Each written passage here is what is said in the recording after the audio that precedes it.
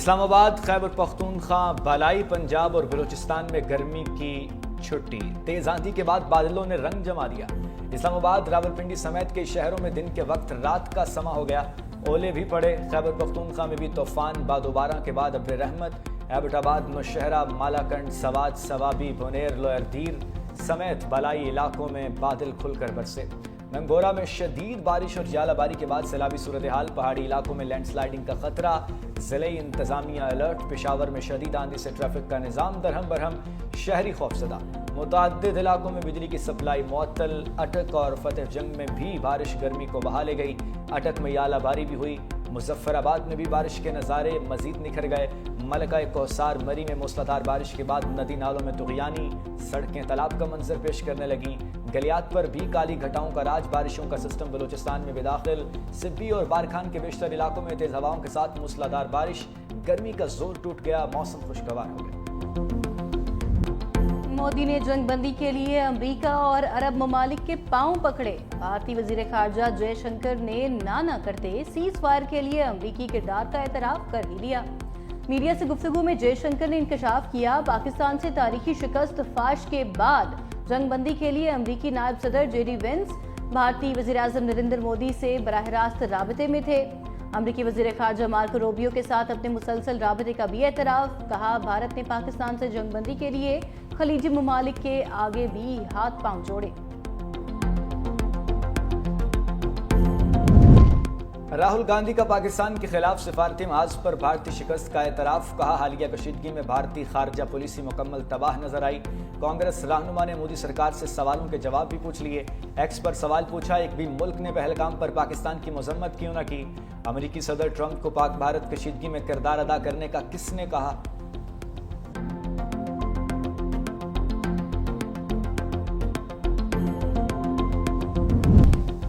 بھارت کی ریاستی دہشت گردی سے خطے کا امن داؤ پر لگ گیا۔ وزیر اعظم بھارت کا جنگی جنون دنیا کے سامنے لانے کے لیے خود میدان میں آ گئے۔ شہباز شریف کل سے 30 مئی تک مختلف ممالک کا دورہ کریں گے۔ ترجمان دفتر خارجہ کے مطابق وزیر اعظم ترکیہ، آذربائیجان، تاجکستان اور ایران جائیں گے۔ پاک بھارت کشیدگی کے دوران دوست ممالک کے تعاون کا شکریہ بھی ادا کریں گے۔ وزیر اعظم 29 مئی کو تاجکستان میں گلیشیئرز کے موضوع پر عالمی کانفرنس میں بھی شرکت کریں گے۔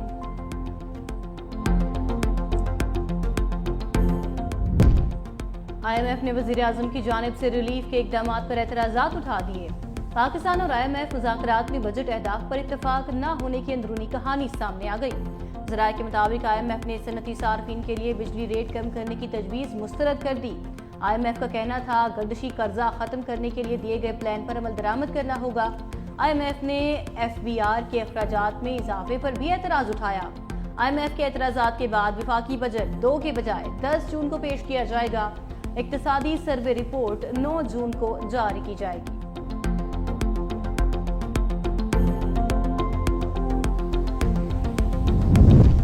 مودی کی جارحانہ پالیسیوں سے بھارت کی غیر ملکی سرمایہ کاری تباہی کے دہانے پر $10 بلین سے گر کر $353 ملین پر پہنچ گئی۔ غیر ملکی سرمایہ کاروں کا عدم اعتماد بڑھنے سے بھارت کی غیر ملکی سرمایہ کاری کی شرح 96.5% تک گر گئی۔ بھارتی کرنسی اور زر مبادلہ کے ذخائر مسلسل گراوٹ کا شکار۔ بھارتی جارحیت سے نالاں غیر ملکی سرمایہ کار اپنا سرمایہ دوسرے ممالک منتقل کرنے لگے۔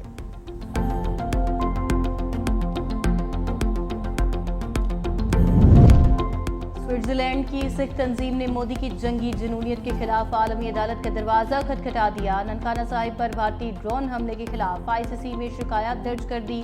عالمی فوجداری عدالت سے تحقیقات کا مطالبہ۔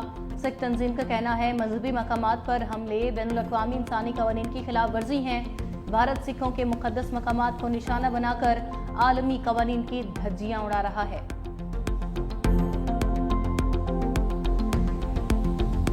جو کچھ کشمیر میں کر رہا ہے، گھروں پہ حملہ کرتا ہے، ہمارے بچوں کی نسل کشی کرتا ہے، اور جو کچھ بھارت وہاں کر رہا ہے، اسرائیل فلسطین میں یہی تو کر رہا ہے، اور ان دونوں کا اشتراک سامنے آ گیا۔ یہ پاک بھارت جنگ میں اسرائیل ایک طاقت تھی جو پوری طرح کھل کر بھارت کا ساتھ دے رہی تھی، اور ان دونوں کے خلاف ہمیں کام کرنا پڑے گا، اور پاکستان کو اس میں اپنا رول ادا کرنا پڑے گا۔ اب اگر ہماری آرمی نے اپنی پروفیشنل اسکل دکھائی ہے تو اس کا مطلب یہ ہے کہ اب توقعات بھی بڑھ گئی ہیں۔ ہم فلسطین کے معاملے میں انیشیٹو اپنا بڑھائیں گے، تو کشمیر کا مسئلہ بھی دنیا میں زیادہ ہائی لائٹ ہوگا۔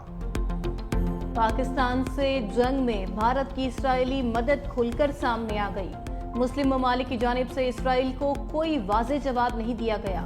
امیر جماعت اسلامی حافظ نعیم الرحمان کہتے ہیں بھارت کشمیر جبکہ اسرائیل غزہ میں مسلمانوں کی نسل کشی کر رہا ہے۔ مظلوم فلسطینی چیخ رہے ہیں لیکن کوئی سننے والا نہیں۔ بھارت کے خلاف جنگی کامیابی کے بعد پاکستان سے توقعات بڑھ گئیں۔ پوری دنیا کو فلسطینیوں کے لیے کھڑا ہونے کی ضرورت ہے۔ حافظ نعیم الرحمان کا میر علی واقعے کی تحقیقات کا بھی مطالبہ۔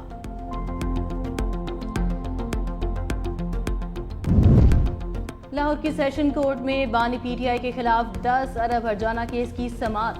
وزیر اعظم شہباز شریف ویڈیو لنک پر جرح کے لیے پیش۔ کمرہ عدالت میں موجود جج اور تمام افراد کو جنگ جیتنے کی مبارکباد دی۔ جرح کے دوران بانی پی ٹی آئی کی وکیل نے کہا سیاست میں الزامات لگتے رہتے ہیں۔ شہباز شریف نے کہا میں نے کبھی ثبوت کے بغیر الزام نہیں لگایا۔ مزید سماعت 2 جون تک ملتوی۔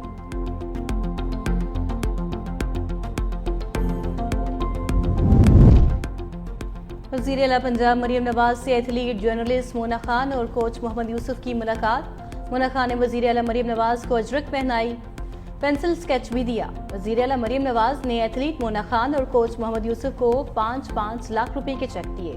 کہا مونا خان نے ثابت کیا کہ خواتین کھلاڑی کسی سے کم نہیں۔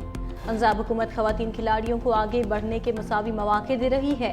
پنک گیمز کی انعامی رقم 50 لاکھ سے بڑھا کر 1 کروڑ روپے کر دی۔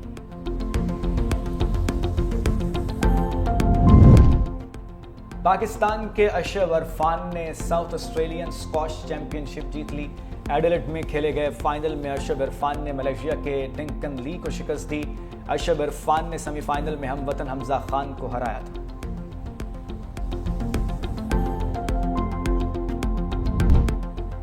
گنبد کے علاقے کھوڑا میں کلیری اور راجن برادری کے 2 گروپوں میں فائرنگ، 4 افراد جاں بحق، 15 زخمی اور جاں بحق افراد کی لاشیں گمس اسپتال منتقل کر دی گئی۔ دونوں گروپوں کی شدید فائرنگ کے باعث شہری گھروں تک محدود، علاقے میں خوف و ہراس پھیل گیا۔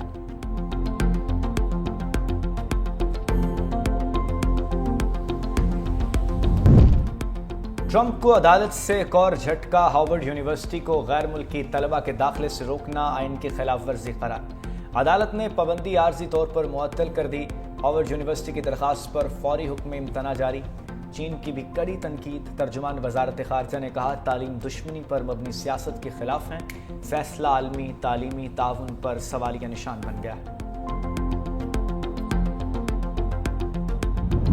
عید قرباں آتے ہی مویشی منڈیوں میں رش، کسی کو بیل تو کسی کو بکرے کی تلاش، خریداروں اور بیپاریوں میں بھاؤ تاؤ، شہریوں کا قیمتیں زیادہ ہونے کا شکوہ، جانور مالکان نے مہنگا چارہ وجہ قرار دی تھی۔